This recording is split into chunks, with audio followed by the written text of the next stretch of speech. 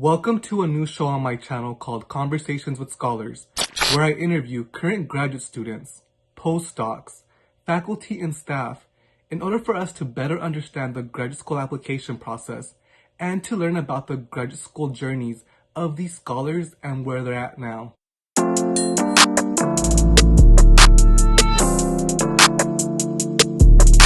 On this episode, I interview Sapna Salim, a current master's degree candidate at the Harvard Graduate School of Education. Sapna is an engineer who has worked with under-resourced communities in India for over 7 years. Her goal is to improve the quality of education for underprivileged students and under-resourced communities in India.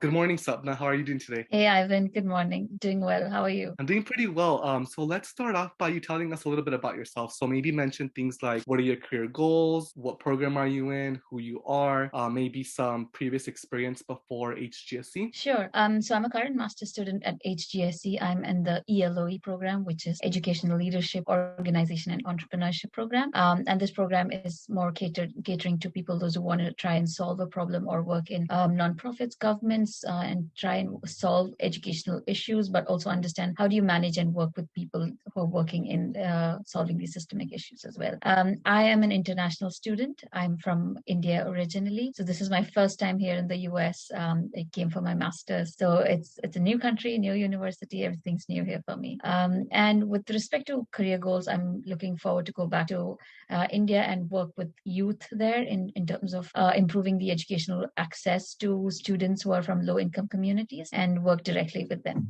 Cool, awesome. So why did you decide to apply to HGSE out of all the schools that you applied to? Maybe you applied to other ones. I don't know. Can you share with us like why HGSE, what drew you to it, and how did you start about like the research process in terms of applying? Sure.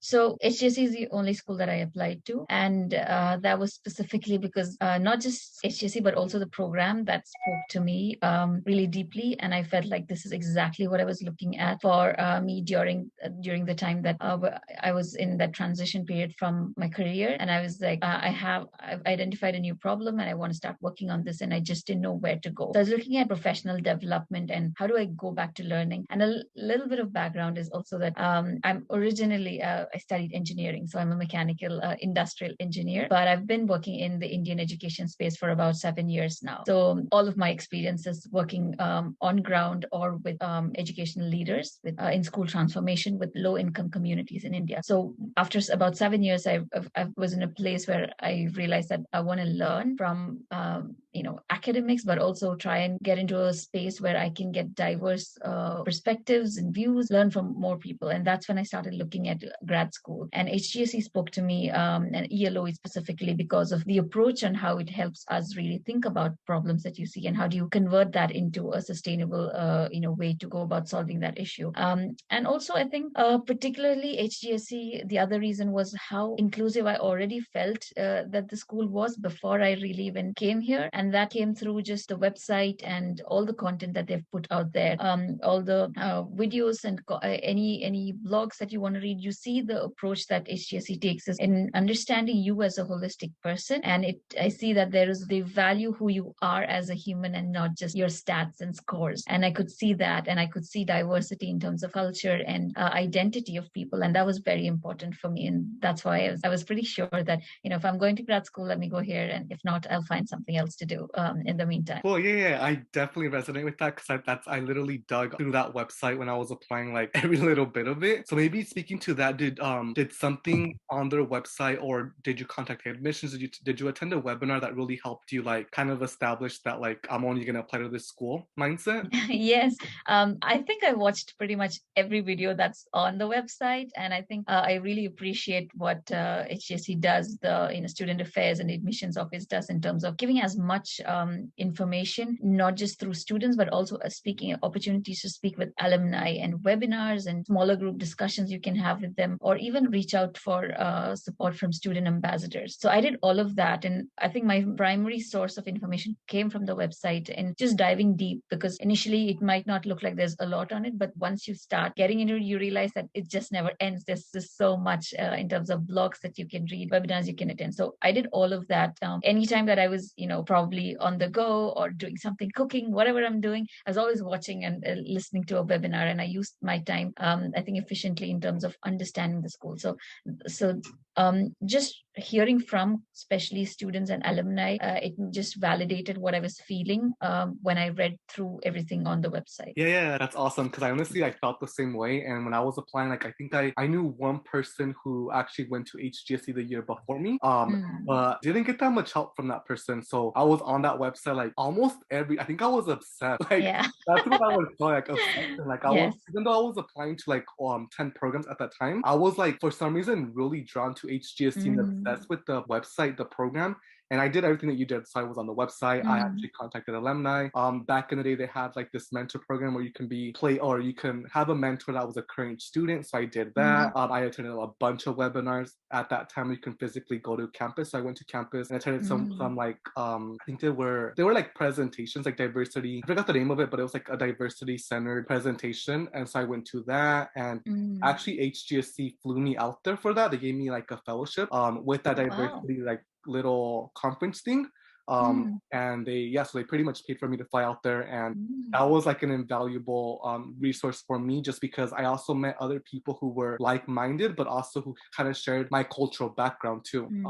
And so yeah, that really drew me, and so I'm happy that you also took advantage too, and hopefully a lot of viewers do that too, because if you really want to get into HGSC, you have to dig deep into these websites and make contact with, like, admissions, alumni, current students, because you can definitely, there's opportunity for that. Yeah. And I want to just contrast our experiences, because being an international student, I don't have the opportunity to come see the space and be here. So one thing that I did was speak to not just students, I mean, around the world, but also particularly from India. I'm from India. So I figured who are people in my network, or, basically LinkedIn was a great place for me to connect with people. So looking for alumni there, and I didn't know personally anybody until at that point. And once I searched, I knew there were common networks, and people were really helpful in having these conversations. So reaching out through LinkedIn was a strong reason as well. Because I still remember the first conversation when I had with an alumni. I was asking her, is this really worth it? It's a big name, you know that, and is it just about the name? And this is very expensive. So would you be paying just for the name, or is the experience really valuable? And I was, the person confirmed that, it's just not the credibility of the name, but it's the experience that they build for you. And speaking to a couple of them really sold it to me. And that also helped me keep motivated through the application process, because it is rigorous. It takes a lot of, patience and perseverance. So if you want to get through that, you want to keep yourself motivated. And these conversations through that whole couple of months of application really helped me. Yeah, I totally agree. It is a rigorous process, and yeah, it does take a lot of patience. Like, especially after you hit submit, you're just like, I don't know about you, but like, well, there's this website called Grad School Cafe. I don't know if you ever heard of it. So it's like it's like this forum. It's a forum where like people post like different topics. So one of them was HGSE application, and they do one for every year, I believe. And so you go on that website, you kind of post your stats, like your GRE scores and all these things. It's like a community, right? But like it honestly puts more pressure on you. I don't know why I kept looking at that like every day, but on there you can also figure out like when like trends, when HGSE sends out their decisions. And so that made me more anxious, but it was also helpful to learn like who else was applying, and then people who had already gotten in. So alumni would go on there too and kind of share like tips. So that's kind of why I use Grad School Cafe. But anyways, the reason why I'm sharing this is because like it was a rigorous process, and for me, I needed like a support group, and I felt like that Grad School Cafe was somewhat of a support, even though I never posted on there. But I would always go back and look and see what people were posting, and so yeah, so I think it does help if you do have like a support network, if it's alumni from HGSC or just even friends applying to grad school. That's also important with this process because it is rigorous.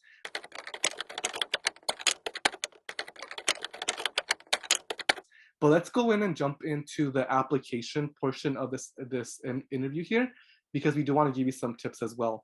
So the first question that I have for you is, why do you think you were accepted to HGSC? We'll probably have to ask admissions, but I think for me, I was able to connect my experiences, past experiences, to what I want to do in the future, and really intertwine it with what's really there at HGSE that will allow me to get to that future. So I was able to build that clarity, and I heard a lot about how important it is to do that, and for me, I also found the whole experience of applying really just making me sit down and reflect on my whole life, starting from my childhood to who I am and why I am who I am. And so getting that process was really reflective, and I really enjoyed it. And I would still be very appreciative of being able to do that process, even if I probably didn't get through, because that I was able to really solidify, and for me itself to recognize why is it that what I want to do in the future is so related to my past experiences. So I think that was important. Yes, I totally agree. And so would you say that maybe your statement of purpose was like the Yeah. strongest suit of your application? Yes, I think to be specific, I would think so. Yeah. Okay, so then what would you tell students who, so I get a lot of questions about GRE scores and the Mm, GPAs, right?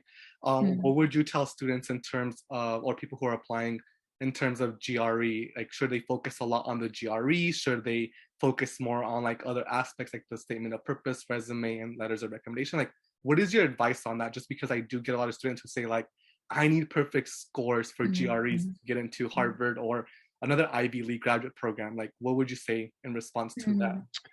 mm. So I think the year I mean, last year and I think this year as well, probably because of the pandemic, GRE is optional, but I still chose to take it because I was not satisfied with my undergrad scores, and I have to, and I'm going to say it because I know it might motivate more people, because I had a very average score for my undergrad, but also I had one paper that I couldn't do well, and I had to redo that paper.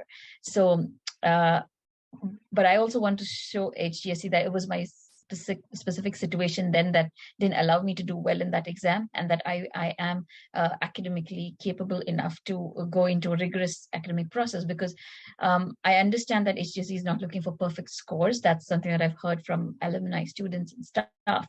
But at the same time, they would want to be assured that you are able to go through this 1 year, 9-month program where it is academically rigorous. So I wanted to some way prove that to them, and which is why I went through the whole GRE process, and I was my score would be somewhere slightly above the average of the HGSE scores, but just saying that undergrad scores weren't great. So it's not that I was like straight A student at undergrad. Okay, yeah, that's awesome. Yeah, because in my experience, like my GRE scores were really low, and my undergrad GPA was all right. I thought it was average. Had a 3.49, so that's like out of 4.0. So it wasn't that great, but also I don't think it mattered. Like you said, like Mm, like I think they took more. Um, I think they looked at my statement of purpose and my resume, because my resume was pretty extensive. I did like a lot in mm. my undergrad, and I think that was more valuable than a GRE score. But also in terms of the optional GRE, you did mention a little bit like why you chose that, but like I get a lot of questions about that too. Like, do you think that because the GRE is optional and the student doesn't take it, that they have a less chance of getting into HGSE, or maybe have you heard of your peers not taking it and still got in? Like, have you heard anything about Yeah, yeah. I know many of my peers who didn't take it.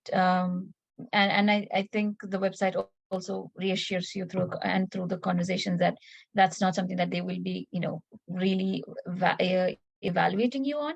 And I think for me, it was more of a personal reason that I wanted to be 100% sure that it wasn't my undergrad scores that didn't get me through. So I wanted to make sure that I did something to, clarify that was my only reason, not because I thought that GRE was going to be the most important thing in part of my application.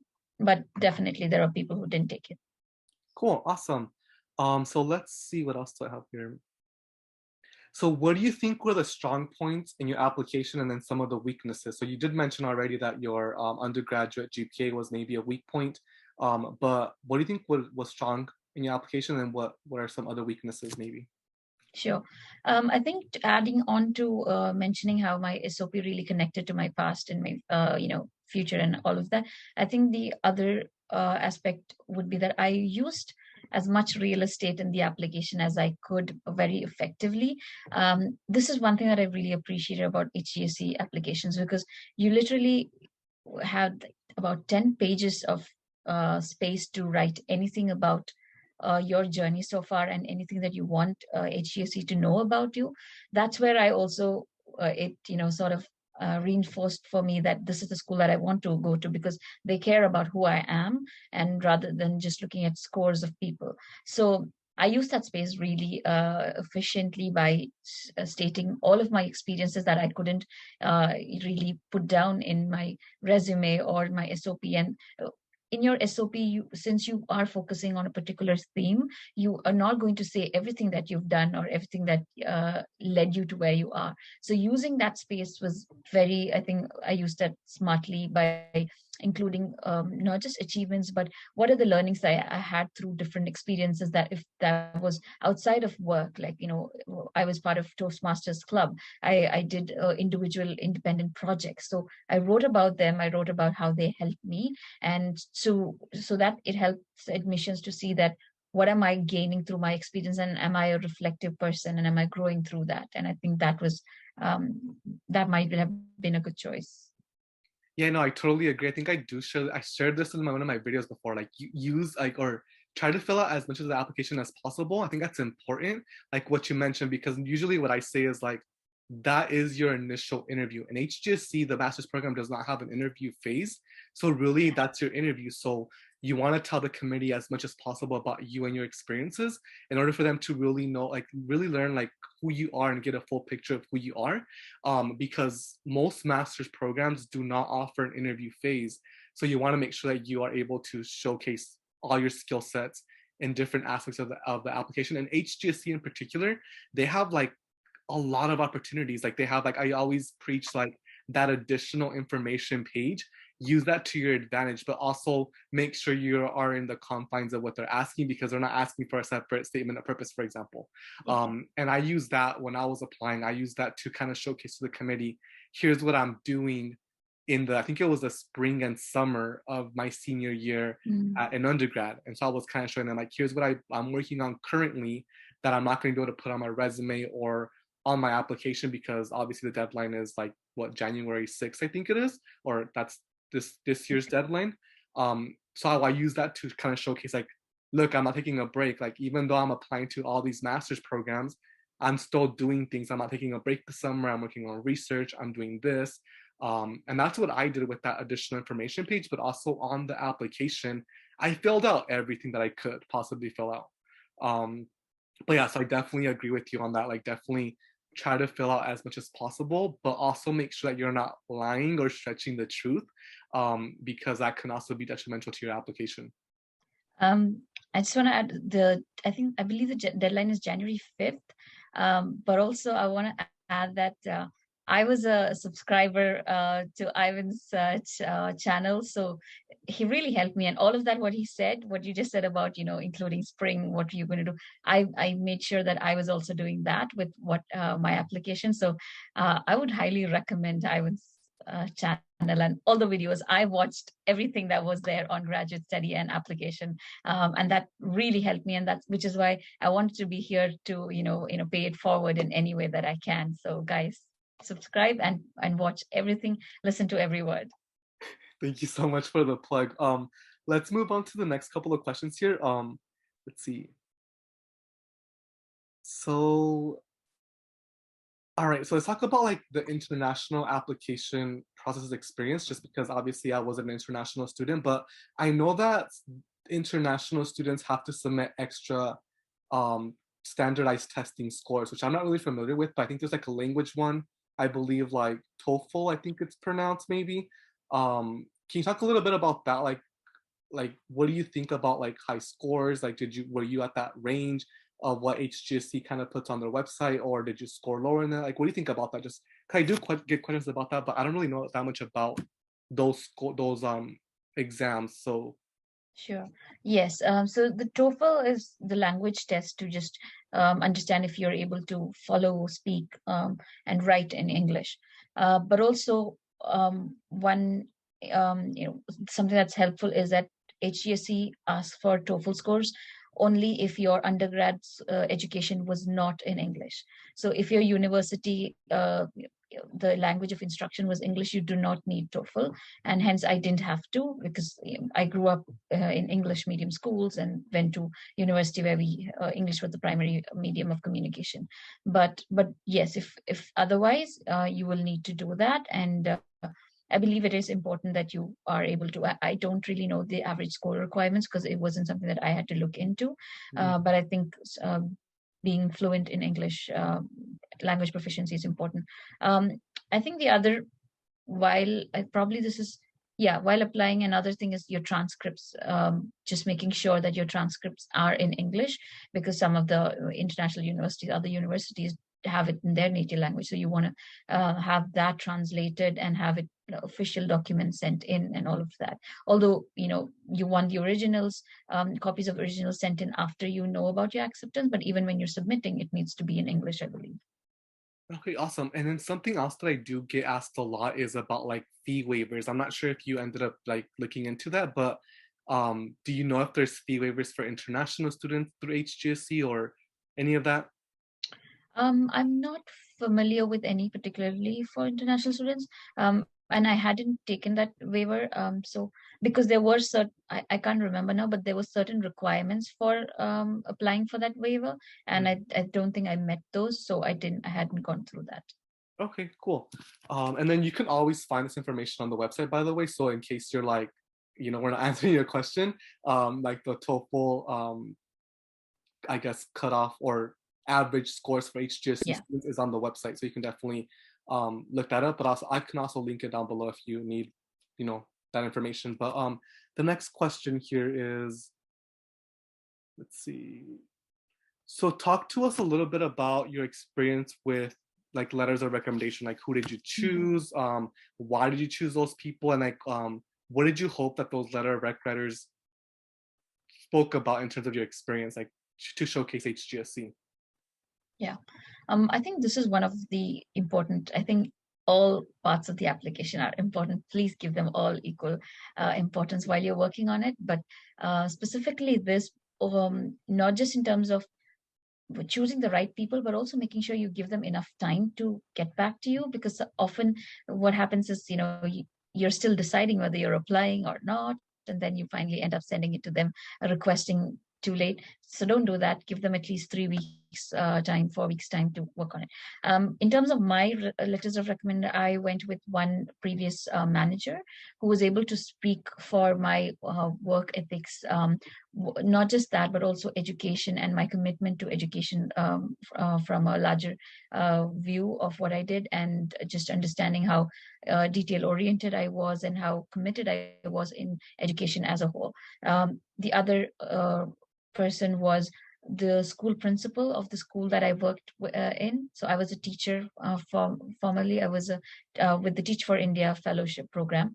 So I I received a recommendation from one of the principals that I worked with, because that person closely worked with me in terms of understanding who am I as a teacher, how am I in interacting with not just the students but the community as a whole, and what are the problems that I saw within the classroom, outside the classroom, and how did I go about solving those. So they were somebody who could speak to that from direct experience of working with me on a daily basis for 2 years. So I chose the school principal, and finally I had a professor from undergrad who was able to speak to my academic achievement, but also what are the different ways that I engaged within my university, and how did I contribute to the university. Because I believe if you're applying to any university, or something that they're looking for is how do they also have illustrious alumni from it. So they want to know how are you contributing, not just getting from the university and contributing. So the professor is somebody who was able to mention what did I do beyond my classrooms as well, as a student. Awesome. So when you asked these letters of rec writers, what did you provide them in terms of like documents? Did you provide them statement of purpose, transcripts? What did you provide? Resume? Like what?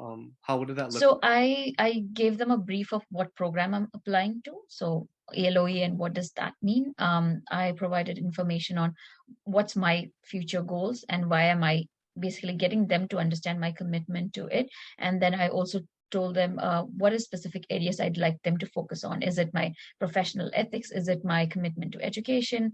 Is it my extracurricular activities? What is it that? Because often also because these are people that you've worked with maybe few years, maybe recently, but also a few years ago. Like my undergrad was, I graduated back in 2013. So I have to be specific in terms of what are specific strengths that I'd like him to think about and write, and not necessarily give him what I want him to write, but remind him about these are the things that I worked in and if he can speak to. So getting them a clarity of also what are you applying to is so important. And maybe they might come back to you with more questions to understand this. So then based on that, you respond to that.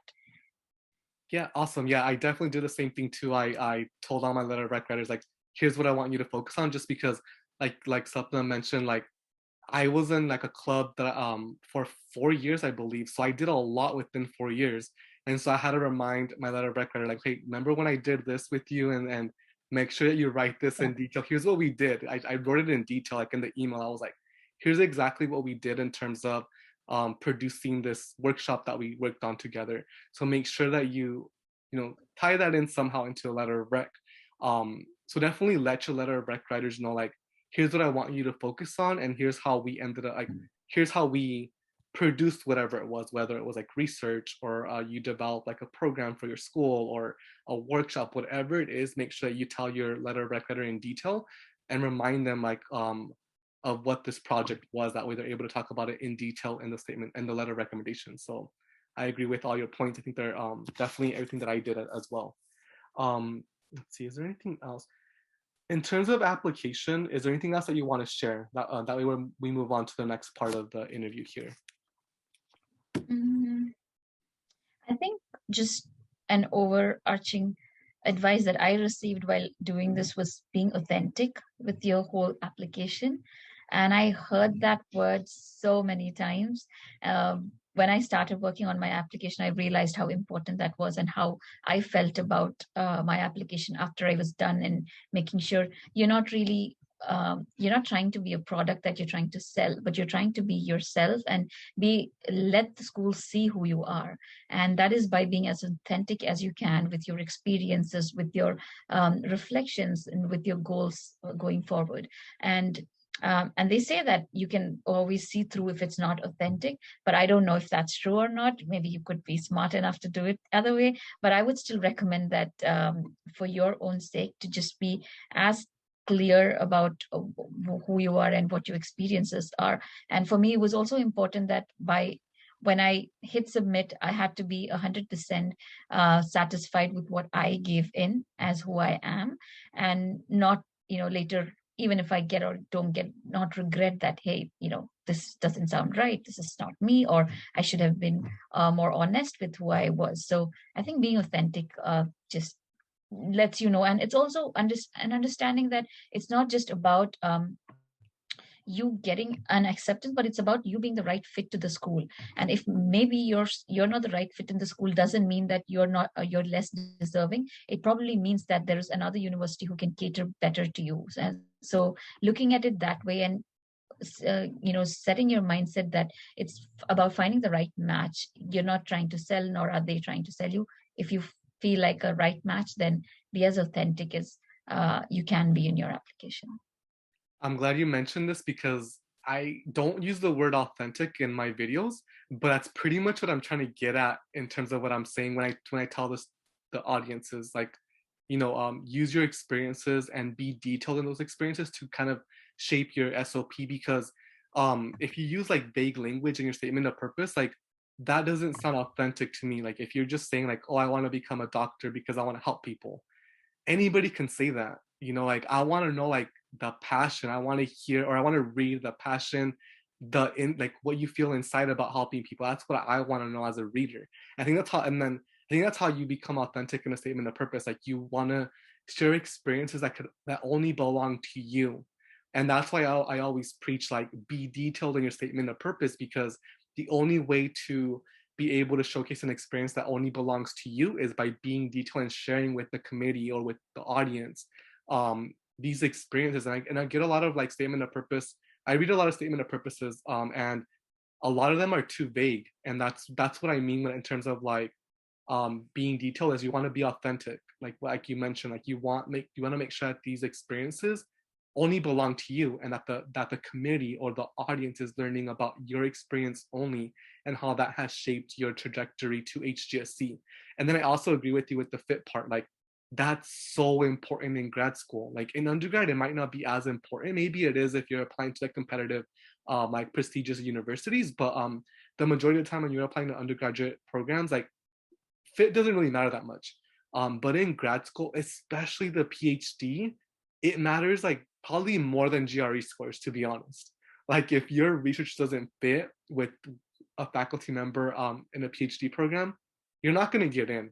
Even if you're like, if you have, 4.0 or top GRE scores, that's just the reality. So I'm glad you mentioned the fit part, because that's super important. And the way that I see it fit within HGSC is by like reading their website, reading their mission, because I don't know if they changed their website, but I remember when I was applying, they they literally said like transform education so many times on that website. And if you're not interested in transforming educational spaces or being innovative, then HGSC is probably not the program for you, because they really want to train the next leaders in education. And that might be part of their motto, I'm not even sure, but like that's what they want to do. They want to train the next leaders in the education space in your like subfield. So if you're not wanting to be like a change agent or a transformative leader or something along those lines, then I don't think HGSC is the right program for a person. Like I think they want to like definitely have those leaders, but also those innovators, people that are not scared to try new things and to fail. Because I feel like innovation does require failing a little bit, or like you know what I mean? Like, and so I think that that's part of the HGSC experience. I mean, can I add something here? Yeah, go for it. I think part of being one part of being, authentic and as detail oriented with your application, also the research bit of it that Ivan briefly mentioned as well.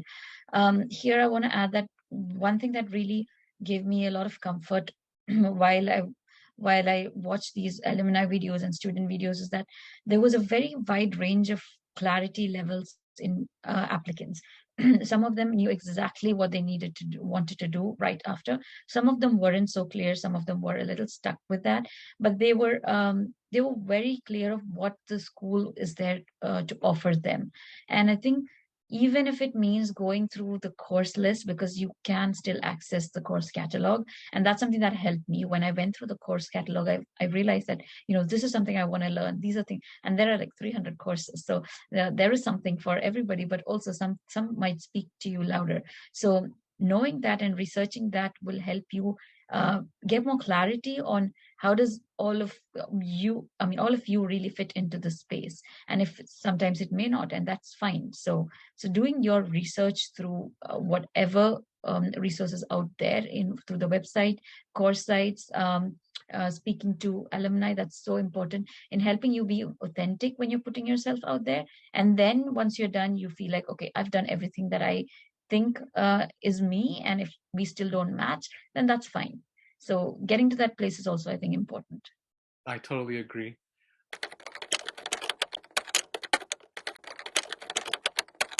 Let's move on to the next topic here. So financing. So I know HGSC is super expensive. Back when I applied, which was in 2015, 2016, it was around, I would say, like $60,000, including like living expenses. So I think tuition was around like 50,000, and then like 10,000 around that range for living expenses. So as an international student, how are you paying for HGSC, or what is your tactic there? I know, just to share a little bit about my experience. When I applied, they gave me a 10,000, or I think it was $11,000 grant to pay for tuition, and then I took out a bunch of loans that were through the U.S. government, the Department of Education. So they offered me a bunch of loans, which I borrowed to pay for it. How are you paying for your HGSC experience? Sure. So the expense this year and the past year, the total expense, including living expenses, comes around 86,000, which is a lot. But the this is including living in. So the sad part is if you're an international student, if you want to get ahead with your application process in terms of getting your visa process, you need to be showing that you have all of that living expense to even start that process. Otherwise, the tuition is around 40 plus the other additional costs. But unfortunately, if you're international, you need to show all of it. So for me personally, something that I was very clear from the beginning was that I will not be able to take a loan, and this is because I want to go back and work on ground. And I'm here to study because it has to reflect in exactly what I do. And if I were to go back on ground and work, I cannot be having a $86,000 loan on my head, and then that would make me go into some other profession and some other spaces where that'll help me pay back. And that's not what I wanted to do. So it's clear that if I wasn't getting scholarships and grants, I probably would not, or any other way to do this, I would not pursue it just because of what my future looked like. So I did receive the need-based grant from Harvard. The maximum amount is about 19,000. So I got all of that. I was able to get a couple of other scholarships from different organizations who was working in the area that I want to work in. But I also, in the end, even then when I was short of amount, I had to turn to crowdfunding. And I did that. That choices was difficult to make, but I realized that I have to let people decide if they want to fund this cause that I want to work with, and if they want to fund me. And I took that leap of trust, and I did that, and I was able to raise funds through crowdfunding as well. So that's how I'm here. Getting this amazing opportunity because of literally hundreds of people who've helped me be here. And yeah, that's how I'm here.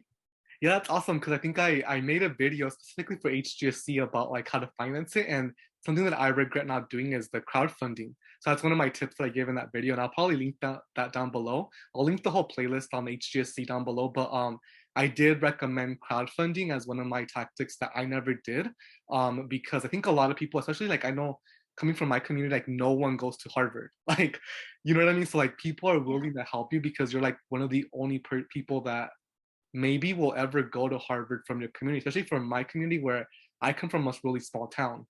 And so not that many people from my town like ever even go to college. So when they hear like, oh, you went to Harvard, like they want to help. And that's something that I regret.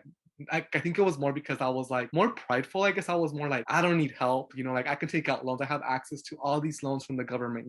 I had that privilege of having that access to those loans.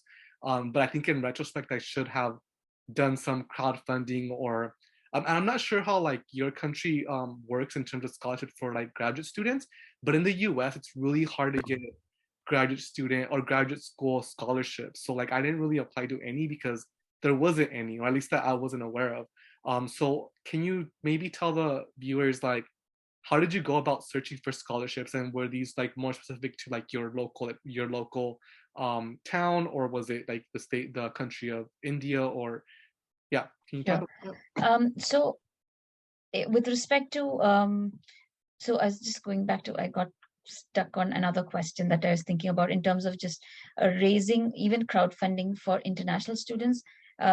It's because we also have lesser time really, because within a couple of months you need to start your processing for visa, so you don't have enough time to even look at other options sometimes. So that might just so I was in a space where I was like, I gave it a month of figuring out everything that I could, and then when I couldn't, I went into crowdfunding. And I think one thing that I've gained from that is also the kind of network that I have. I interact with a lot of these people. I'm in touch with them, updating my different kinds of activities that I do. And I gain a lot from that. And that's something I really didn't expect to happen through this process. So now I know whom to reach out to, not for monetary support, but to understand how do we further our objectives and our goals in the future. With respect to scholarships in India, particularly, I think education, like always, it's not really that you have a lot of scholarship opportunities. There are a few of them, not many. But for me, it was unfortunate because a lot of these scholarships came with an age bar as well for some reason. And I barely I was too old for them. So I couldn't apply to many of the scholarships because of that. But what I did was I was looking at specific. Sometimes there are scholarships that happen on a yearly basis, but there are some organizations that are willing to give you scholarship if you approach them with your specific case and make a good case of why you need to go there and how you can impact the society back home. So that's something that I did, specifically reach out to individual organizations whom I didn't even know were going to give scholarships. But I, had meetings, many meetings with members and advisors, board members, and telling them of what I want to do. And I think that's what helped me. And if they weren't able to help me, they were able to connect me to other people who could direct me to more ways of finding more scholarship opportunities. So I would say don't be stuck on looking at only what's out there. If you feel like there are local organizations working in the causes that you are committed in, reach out to them, and they might be able to help you with connecting you to either high net worth individuals or other organizations working in your area. Cool, awesome. That's really good tips. I actually did something similar that but no one could help. So, but I honestly emailed so many organizations like in my local community, but no one. They were all like, "Oh, we only give out scholarships for undergrads." But I think that's a good tactic. Like, definitely, you never know, right? Like, send out that email, start that like connection, that networking, and you never know if they can offer you a scholarship or whatever it is. Any support. So it's not always easy. I definitely got lucky, and I'm very grateful for that. But I also think one thing that you could do is identifying members in the community who can speak for you. So I was able to do that. So because of my professional experience in the 7 years, I had already built some network with people who really saw my work and who trusted me for what I've been doing. So they somehow were champions for me when I was reaching out to scholarships, organizations, or even for crowdfunding. They were there to say that this person can be trusted, and they're not just here to raise funds and then do whatever they want to do. They're going to be committed to that. So finding people who will champion you, I think that's also something you can think about, and just sit down and think who's in your contact list. Who are these people who will be your support system? awesome. Those are great tips. Let's move on to the last section here. So your HGSE experience. So you've done one semester. So let's see the first question. So what is it like being a student at HGSE? So there's this analogy that I kept hearing. It's like drinking from a water fountain or a fire hose or something like that. That's something I've kept hearing about. Just that you have so much that's just coming to you, and you are not able to take even half of it. And I'm here experiencing that now, and that's true. You have just so many opportunities to go in, basically build your experience here. That's something that another thing specifically that interested me with ELOE and HGSE is that you really get to design your 9 months here, not just in terms of the variety of courses that you take, but opportunities to build student organizations, to interact and engage with faculty, and see how else you want to build the community and build affinity spaces and organize events and just do anything really in the area that you want. So HGSE experience has been really overwhelming. Can't be more grateful for this opportunity. Can't be more grateful for the people that I'm meeting every day. My peers, I think they're just the most valuable assets that I've had so far and will be taking forward as well. So I don't know how to really summarize my experience here. It's overwhelming. Okay, cool.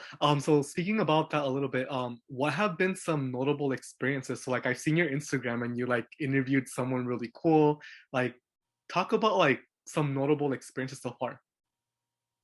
I think so one of the things that I was able to do is start a student organization here, and it's a space to build dialogue through documentaries, through conversations with speakers. So we had our organization, me and my peers, we were able to organize these couple of events, which has been the most attended student-led events in HGSE. We had, even for finals week, we had like 70 people coming in and sitting through events in person. And I think it has just been um, very inspiring to see, finally, first to see people in person, but also interact and learn from them, and be able to put something together from scratch, bring people of common values and causes together and have those events. So that's been just wonderful for me. And I keep sharing some of these through Instagram also because mm, I, I was motivated by people like you and a few other people who were willing to put out their experiences there. And I want to be that influence in some way, because I also understand it's just so taxing to share while you're experiencing this. It's so tiring. Like end of your day, you don't want to do that, but you also see how others have impacted you. And yeah, so that's been really interesting to be able to do. Cool, awesome. Let's see what else I have. So, can you speak a little bit about your fall semester courses? Like, what did you take? How did you go about selecting the courses you wanted to take? How was that like? What is it like learning from like these experts who worked like at, in different capacities in the United States, like with senators, with the president? Like, how is that? And talk about that a little bit. Mhm. So one thing that I was looking at is, it's very easy to get lost in course shopping, which is basically you're choosing what you want to learn. And I'm doing 5 courses now, and some of them is part of looking at entrepreneurship. So I have a course with Monica Higgins, Professor Monica Higgins, who's doing education, entrepreneurship, and learning, which is leadership, entrepreneurship, and learning, which is about understanding how do you be a leader, not just by not being an entrepreneur, not just by expanding or bringing something new, but in your own spaces. How are you managing work, and how are you able to build leadership around you and navigate what you're trying to do? So that's an interesting course. So I was looking at how do I go broad at this point in terms of the knowledge and skills. So I'm doing on leadership. Another course that I'm taking is on evaluation. How do you really go into collaborative and participatory evaluation, which is with Professor Bukala. And that interestingly gave me the opportunity to work real time with an organization and help them build their evaluation system. So that's been interesting. My another course that I'm taking is on politics of education in the developing world, which is very relevant to the space that I want to work. So Professor Emmerich Davies, his course is an understanding who are the major actors in education, and how do you really influence education and get the right levers to work towards the right, well, not right, but the kind of goals that you're working on. So that's there. And I'm also taking cross-registering with Kennedy School course with Professor Marshall Gans, which is on public narrative. So it's a very broad, reach that I have gone for. And probably in spring, I will, narrow it down to exactly what I want to do. Cool. Those sound like really good courses. I know the thing that I liked really about the courses at HGSC was that like theory to practice piece, right? So like they actually have you work with like real companies or real nonprofits or whatever it is that the focus of your course is. But I like that aspect of HGSC, like you're actually applying what you're learning in the classroom to a real life organization. So like you're kind of consulting in a sense, and you're helping this organization when you do your final presentation, for example. And so I really like that about HGSC, because you're not just taking the class just to take it and get a grade. You're actually like doing the work. You're like, writing your essays, you're conducting your research for a purpose. And I really like that about HGSC. And I'm not sure if that's what you're experiencing or what you experience with your fall courses. But that's like probably the best thing that I took from HGSC courses myself. One thing that I did look at when choosing was also what is the kind of assessment at the end of the course that would give me an idea of what am I really getting out of the course as well. So all of that, yeah, for me as an international student, it was it's a new system. I'm not familiar with the credit system, nor am I familiar with the kind of evaluation system or even the teaching practices. So I was surprised that I don't have to like sit down for a 3-hour exam and write something. So my courses are evaluated very differently based on the work that I did with the organization. For another course, I'm doing an op-ed. For another course, it might be a reflective piece. So it's very interesting, and that's something that you might want to look at as to how this professor is evaluating what you're learning, and you're probably having an end product even at the end of the class. Cool, awesome. Let's get into some other questions just because we are getting a little bit long on this interview. So let's see.